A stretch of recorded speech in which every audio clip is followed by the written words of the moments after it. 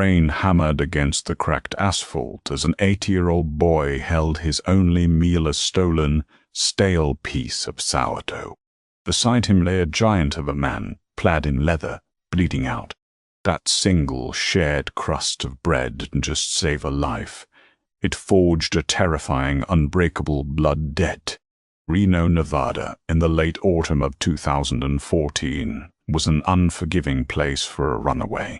For 8-year-old Lucius, the neon glow of the casinos in the distance was a cruel mockery of the cold, damp alleyway behind a 24-hour truck stop on the edge of the city limits. He had slipped away from his foster mother, Beatrice, 3 days ago. Beatrice's house was a place of locked cabinets, raised voices, and sudden, stinging glows. The streets were dangerous, but at least out here, Lucius knew what to expect. Out here, the enemy was simply the cold and the gnawing, hollow ache in his stomach. Hunger had moved past a sharp pain and settled into a dizzying, hollow echo inside him. Earlier that evening, a distracted waitress had left half a loaf of sourdough bread on the counter near the register. Lucius, moving with the desperate stealth of a stray dog, had snatched it and bolted into the freezing rain.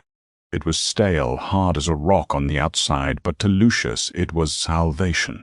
He huddled beneath the rusted overhang of a dumpster, shivering violently in his thin denim jacket, clutching the bread to his chest as if someone might materialize from the shadows to steal it. He was about to take his first bite when the roar of an engine shattered the rhythmic drumming of the rain.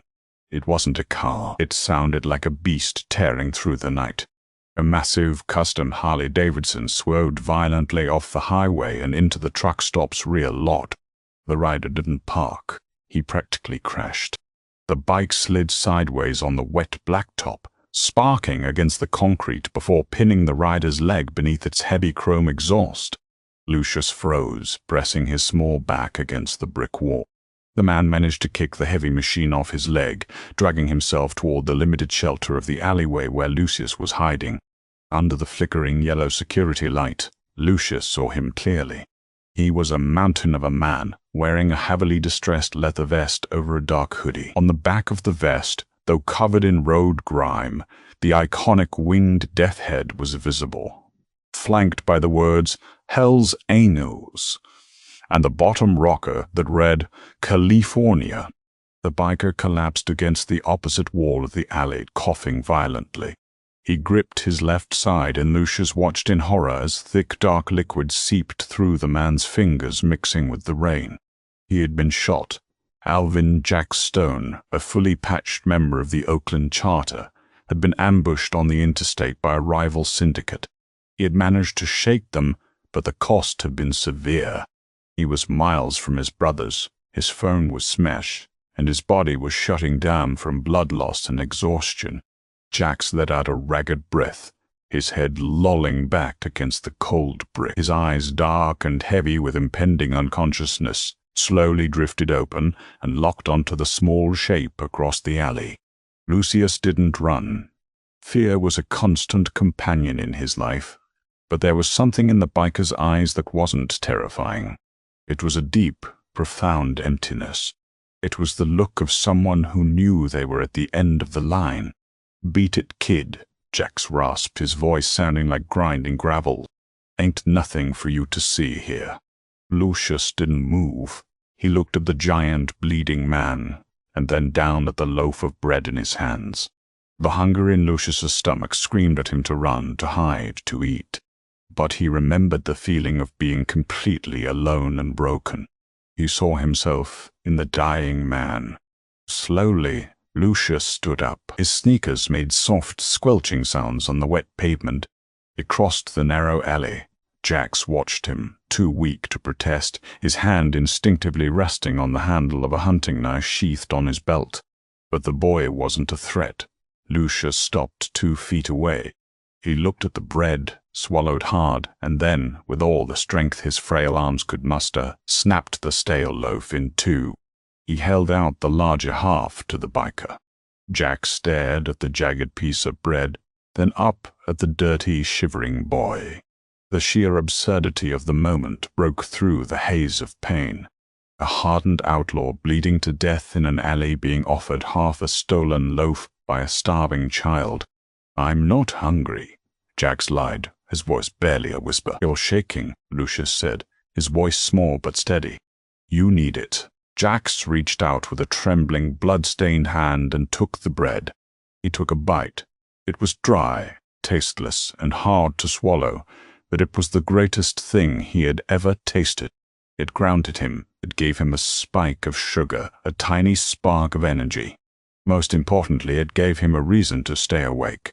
They sat in silence, the 8-year-old boy and the Hell's Angel eating their stolen bread in the freezing rain. When Jax finished his piece, he reached into the pocket of his vest. His fingers fumbled, but he managed to pull out a heavy, solid silver Zippo lighter. Intricately engraved on the metal was the club's death head. He tossed it weakly. It clattered against the pavement, stopping at Lucius's feet. "Keep that," Jax breathed out, his eyes finally starting to close as the distant wail of sirens called in by a truck driver who saw the crash began to echo through the night.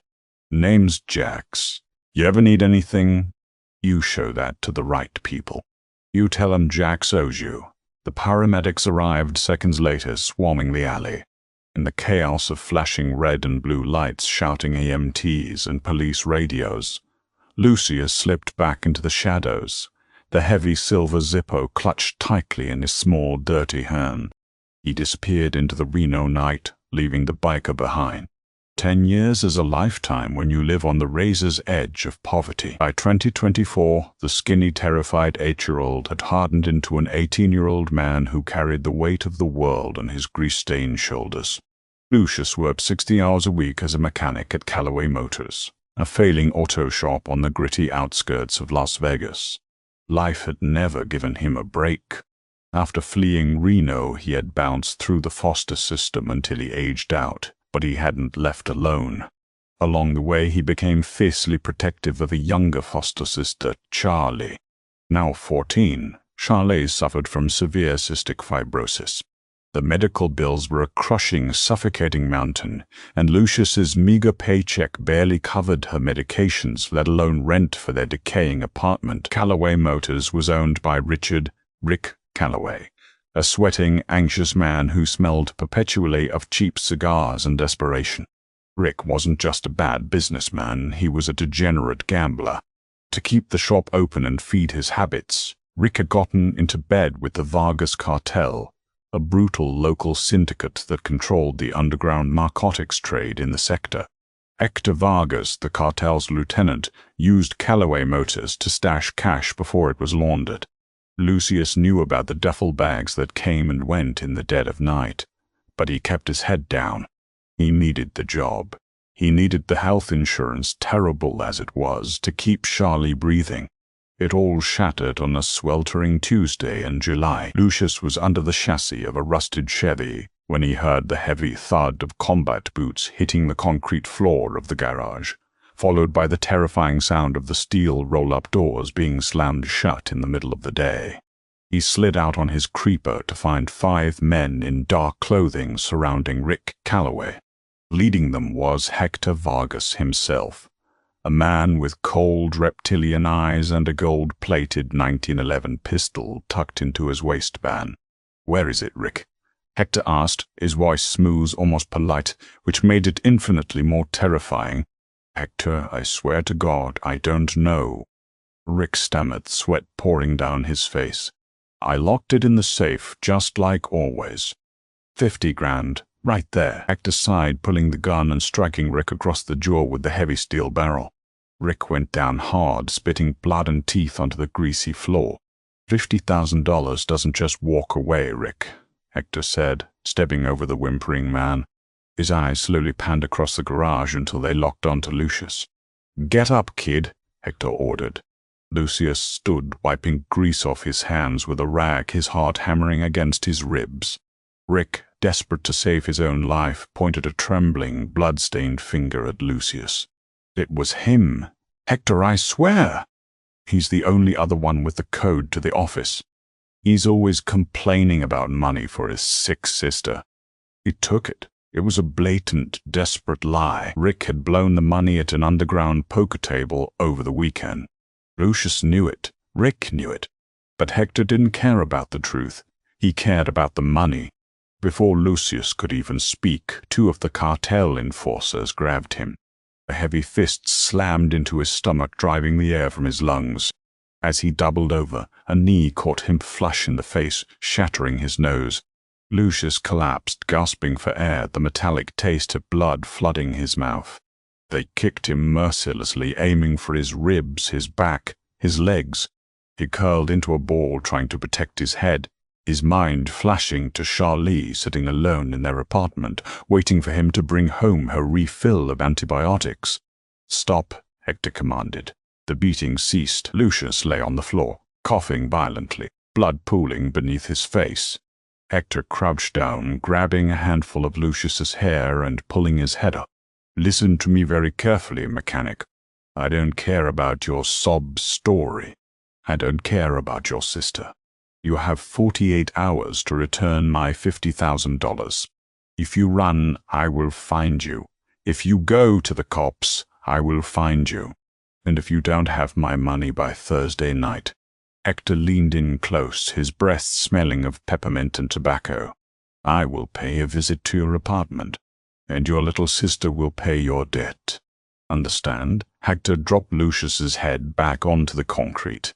The cartel men filed out, leaving Rick groaning in the corner and Lucius broken on the floor. It took Lucius an hour to drag himself up.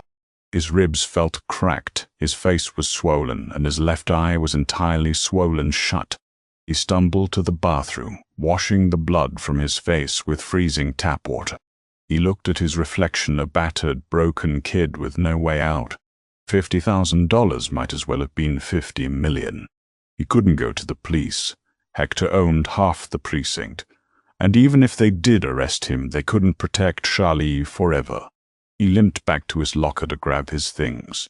As he pulled his denim jacket off the hook, something heavy thumped against the metal door. Lucius reached into the inner breast pocket. His fingers brushed against cold, heavy metal. He pulled it out. The silver Zippo, a winged death head, gleamed dully under the harsh fluorescent lights. He had kept it for 10 years. It was his good luck charm, his only valuable possession, a reminder that survival was possible. He traced the intricately carved skull with his thumb. "You ever need anything, you show that to the right people. You tell 'em Jax owes you." The words of the dying biker echoed in his memory, a ghost from a rainy night in Reno. It was a fool's hope. 10 years had passed. Jax was probably dead. Even if he wasn't, why would a notorious outlaw motorcycle club care about a mechanic in Las Vegas who gave a guy half a piece of bread a decade ago? But as Lucius thought of Charlie's fragile breathing, of Hector Vargas' cold eyes, he realized he had literally nothing left to lose. He pulled out his cracked smartphone and opened the browser. His hands were shaking so badly he could barely type. He didn't search for the police. He didn't search for a loan shark. He typed Hell's Angels Clubhouse Las Vegas Charter. An address populated on the screen. It was deep in the industrial district, a fortified compound not far from the Strip, yet a world away from the glittering lights. Lucius shoved the heavy silver lighter into his pocket. He wiped the dried blood from his chin, grabbed his keys, and walked out into the blistering Nevada heat. He was either going to save his sister's life tonight, or he was going to die trying. Dust whipped across the desolate industrial road as Lucius approached the fortified compound. Razor wire coiled viciously along the top of a 12-foot chain-link fence, and thick concrete barriers blocked the main driveway to prevent ramming. High-definition security cameras tracked his every limping step. Above the heavy steel gate, a massive rusted iron sign displayed the winged death head. Fear threatened to paralyze him, but the image of Charlie's pale face pushed him forward. Before he could even reach the intercom, a heavy side door groaned open. 2 massive men stepped out. They were prospects lacking the full back patches of initiated members, but they were no less intimidating. Both were heavily tattooed, arms crossed, staring down at the bruised, bleeding teenager standing on their property. "Lost, kid," the taller one grunted, a thick hand resting casually near his waistband. "You're a long way from the tourist traps."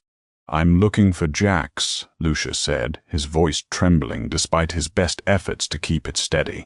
"Alvin Stone." The two men exchanged a dark, humid look.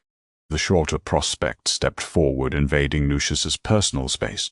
"Nobody just walks up and asks for the national president, mechanic. Turn around and walk away before you become target practice." Lucius stood his ground. His ribs screamed in agony, but he reached into his jacket pocket. The prospect tensed, drawing a heavy combat knife and a flash of dull steel, expecting a weapon. Instead, Lucius opened his hand to reveal the heavy silver Zippo. The prospect's eyes locked onto the intricately engraved death head. He recognized the craftsmanship, the specific wear patterns, and the weight of what it represented. This wasn't cheap merchandise bought at a rally. This was custom silver forged for the top echelon of the club. "Where did you steal that?" the prospect demanded, pressing the edge of his knife against Lucius's throat. "I didn't steal it," Lucius gasped, tilting his chin up. "He gave it to me, Reno, 10 years ago. Tell him the kid with the sourdough bread is calling in his debt." Silence hung heavy in the sweltering desert air. The taller prospect tapped his earpiece, murmuring rapidly into a hidden microphone. A minute passed like a grueling hour. Then heavy steel gates began to hum and slide open. Inside, the tall prospect commanded, "Keep your hands where we can see them." Lucius was escorted through a labyrinth of roaring motorcycles, mechanics turning wrenches, and hardened outlaws who stopped and stared at the bruised teenager. They led him into a cavernous warehouse retrofitted into a sprawling bar and meeting hall. The air was thick with cigarette smoke and the smell of aged leather. At the far end of the room, sitting at the head of a massive scarred oak table, was the man from the alley. Alvin Jax Stone had aged. His hair and beard were streaked with iron gray, and new scars mapped his weathered face. But his physical presence was even more terrifying. He wasn't just a rider anymore, he was the national president, the undisputed king of a ruthless international brotherhood. Jack stood up. The entire room fell dead silent. He walked slowly toward Lucius, his heavy boots echoing on the concrete floor. He stopped inches away, looking down at the battered boy, then down at the silver lighter resting in the prospect's hand. Jax picked up the lighter. His thumb traced the skull. He flicked it open. The familiar clink echoed loudly. "Reno." Jax's voice was a deep, gravelly rumble that reverberated in Lucius's chest. Behind the truck stop, freezing rain. "You were shot in the side," Lucius replied, his voice barely a whisper. "You said you weren't hungry." A slow, unexpected smile broke across Jax's scarred face. He reached out with two massive arms and pulled Lucius into a crushing embrace. "I'll be damned," Jax laughed, a booming sound that shattered the tension in the room. "The starving kid. I looked for you, you know. Sent guys back to that truck stop for a month. You vanished like a ghost." Jax pulled back, his dark eyes finally taking in the state of Lucius' face, the shattered nose, the swollen eye, the blood-stained shirt. The outlaw's smile vanished, replaced by a cold, murderous fury. "Who did this to you?" Jax asked, his voice dropping an octave. Lucius swallowed hard. "Hector Vargas." "The cartel." A dangerous murmur rippled through the room. The Vargas cartel was a known entity, a rival syndicate that had been aggressively pushing into the Angels' territory, flooding the streets with cheap narcotics and disrespecting established boundaries.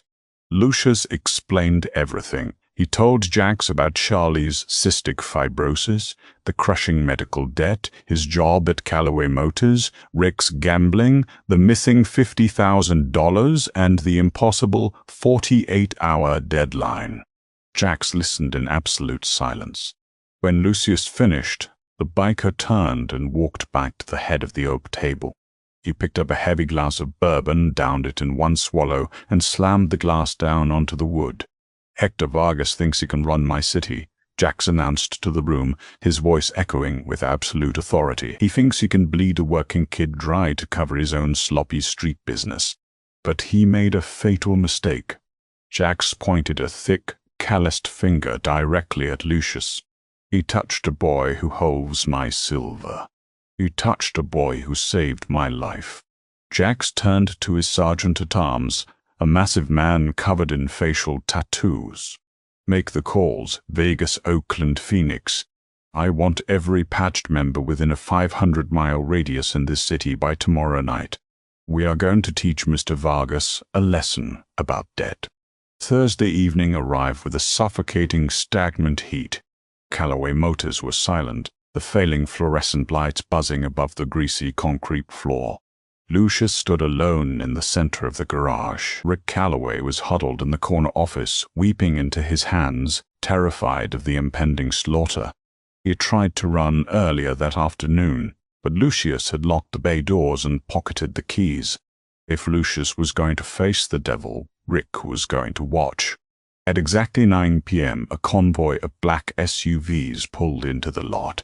The heavy steel roll-up door was violently yanked open by 2 cartel enforcers. Hector Vargas strolled into the garage, flanked by 12 heavily armed men holding automatic rifles. Hector wore a tailored silk suit, completely out of place in the grimy mechanic's shop. He smiled, the gold-plated 911 pistol gleaming at his waist. "Time is up, mechanic," Hector purred, checking his diamond-encrusted watch. 50,000. Where is it?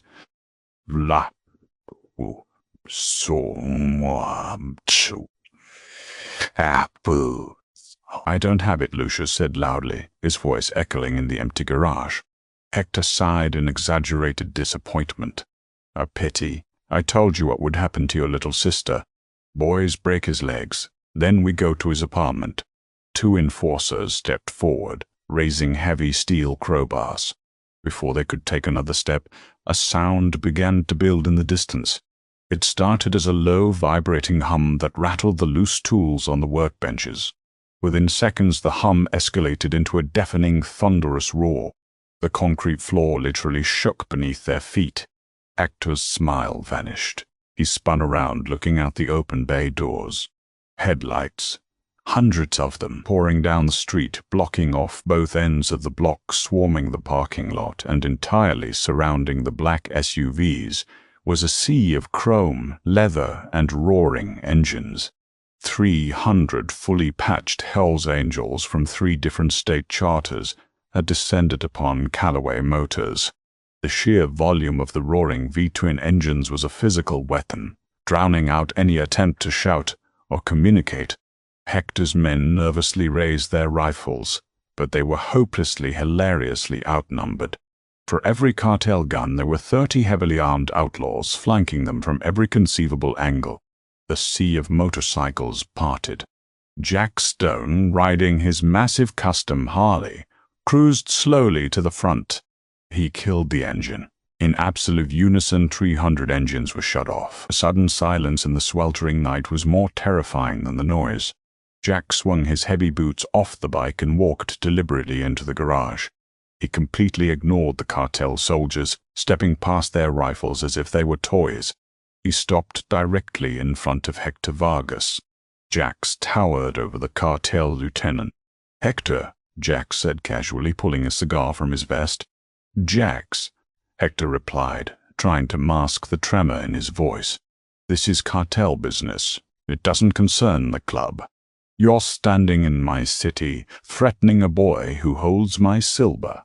Jax growled, lighting the cigar and blowing the thick smoke directly into Hector's face.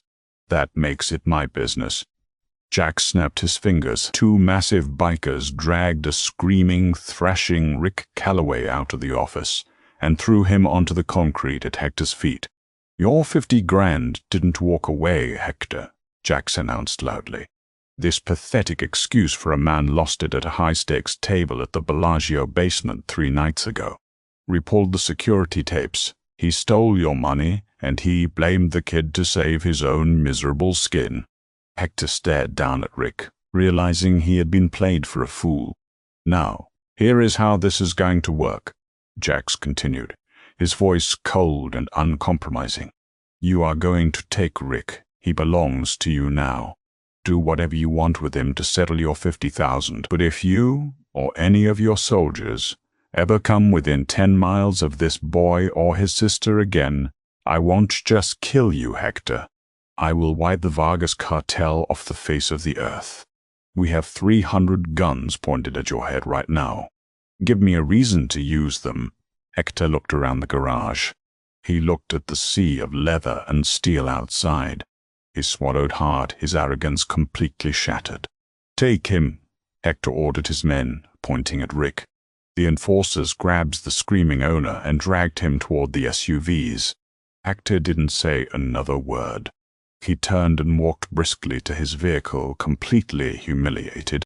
The SUVs sped away, tires screeching, leaving the Hells Angels in total control of the shop. Lucius slumped against a tool cabinet, his knees finally giving out. The adrenaline left his body, leaving only exhaustion and pain. Jax walked over and offered a massive hand, pulling the teenager back to his feet. You did good, kid, Jax said softly. You stood your ground. A biker from the crowd walked up and handed Jax a thick manila envelope. Jax pressed it into Lucius's chest. What's this? Lucius asked, looking down at the bulging package. That's the deed to Callaway Motors. Jax smiled grimly. Had a little chat with Rick before Hector arrived. Convinced him to sign the property over to you. It's your shop now, and there's a cashier's check in there. $200,000. From the club. Lucius' jaw dropped. Jax, I can't take this. It's for the little girl, Jax said firmly, his eyes softening. For her lungs. You get her the best doctors in the state. You hear me? No more scraping by. Why? Lucius choked out, tears finally breaking through his bruised eyes. Over a piece of bread. It wasn't just bread, Lucius, Jax said, placing a heavy hand on the boy's shoulder. It was everything you had, and you gave it away to save a stranger. That makes you family, and Hell's Angels take care of their family. That night, Lucius didn't go home to a cold, empty apartment. He rode on the back of Jack's Harley, flanked by 300 roaring brothers, straight to the hospital to pay off Charlie's debts in full. The starving boy who had nothing but a stale crust of bread had finally found something unbreakable. He had found an army. From a stolen crust of bread in the freezing rain to an army of 300 outlaws roaring to the rescue, Lucia's story proves that the smallest act of kindness can echo across a decade to save a life. If this insane real-life story of loyalty and brotherhood gave you chills, hit that like button, share it with your friends, and subscribe for more incredible stories.